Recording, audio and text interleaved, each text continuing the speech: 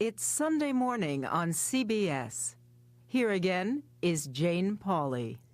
If anyone is a legend of modern commerce, it's almost certainly billionaire Warren Buffett. So what's he really like? Well, for one thing, as I found out, he likes fast food. Fine dining in Omaha. This is it. If you should be lucky enough to be invited to lunch Double hamburger with just pickle. by billionaire investor Warren Buffett, A double hamburger with with pickle? Just pickle. That's so... Mundane. No! Oh. That's radical. at a shake. Stick with me, Jane. Your eating habits will, you'll go downhill fast. This is Warren Buffett's secret to a long and happy life. If I want to live a long time, I should keep eating like a 6-year-old, which I do. And it works. Here's another. The big thing is if you're working at something you love, that has to add a lot more years to your life than doing a few extra sit-ups as far as I'm concerned. You've had some stomach-churning days. Not very many, no. If the market is falling or something like that, that's opportunity for us. So the stock market has never caused my stomach to churn. The stock market has been Warren Buffett's playground. Chairman, president, and CEO of Berkshire Hathaway, so vast we can only show you some of its holdings. In 1970, Berkshire Hathaway began trading at $40 a share. What is the price today? Well, probably around 270,000, someplace in that. Per share. Yeah, right. Warren Buffett's current net worth, $83 billion. Considered by many to be the greatest investor of all time, he says it's not rocket science. I tell the students, if you've got 150 IQ and you're in my business, go sell 20 or 30 points to somebody else because you really don't need it. You need emotional stability. You need to be able to detach yourself from fear or greed when that prevails in the market. You've got to be able to come to your own opinions and ignore other people. But you don't need a lot of brains. It's more like baseball. I get to stand there with a bat on my shoulder and I wait for a fat pitch. If the pitcher's throwing them high and outside, I just keep waiting and waiting and waiting. But in the meantime, you've got a stadium full of people watching. Yeah, and sometimes they say, swing, you bum. And if you swing and you miss, it's a headline. I'll have a few headlines too, maybe more than a few. But in the end, I know the pitch I like. I want that one right down the middle, you know, kind of slow.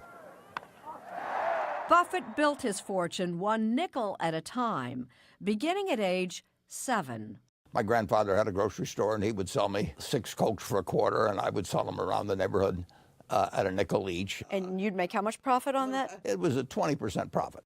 And there were paper routes. Nobody gets rich peddling papers, do they? Well, I delivered about 500,000 papers, and I made about a penny each, so it was about $5,000 I made. Although I had a pinball machine business, and I had a car polishing business, and I had a stamp approval business, and I had a lot of different things. Did you have a long-term plan at this point? I was just having fun doing these businesses and buying stocks with the money that I earned from it, and I just read hundreds of books.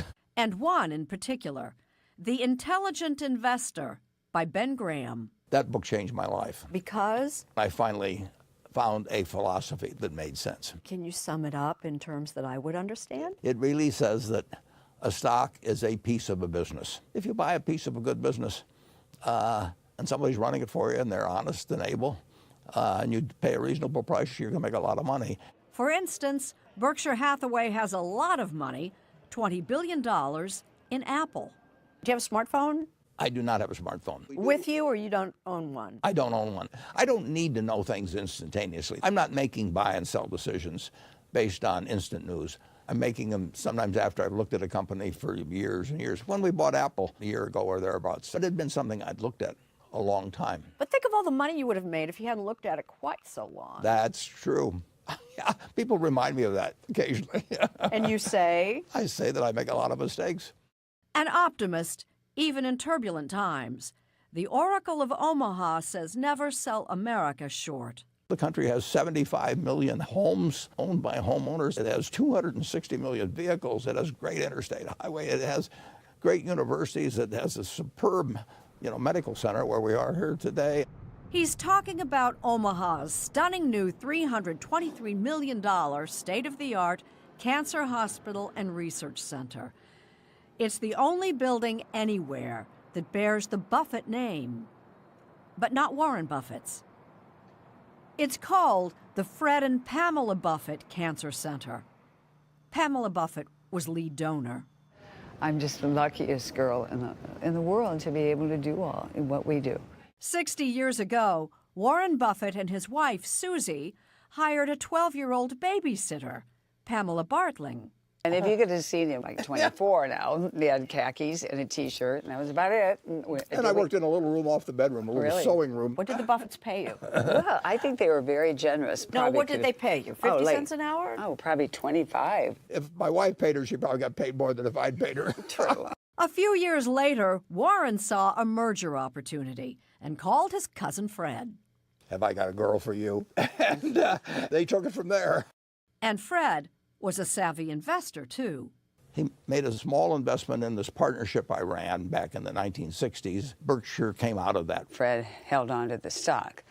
Well, that's an understatement. Constant. Believe me. Note, $10,000 invested in Buffett's original partnership in the 1960s would be worth $900 million today. Fred and Pamela Buffett built a fortune of their own until misfortune struck. 20 years ago, Fred Buffett died of kidney cancer. I see his name up there, representing somebody who loved Omaha, who cared about so many other people.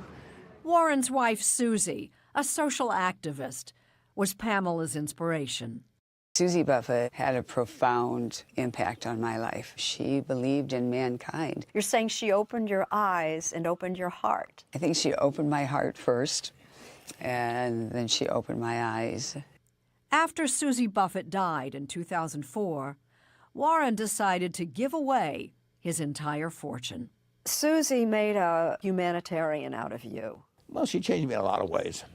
He's already pledged $31 billion to the Bill and Melinda Gates Foundation. Still a genius at making money. Spending it is another thing.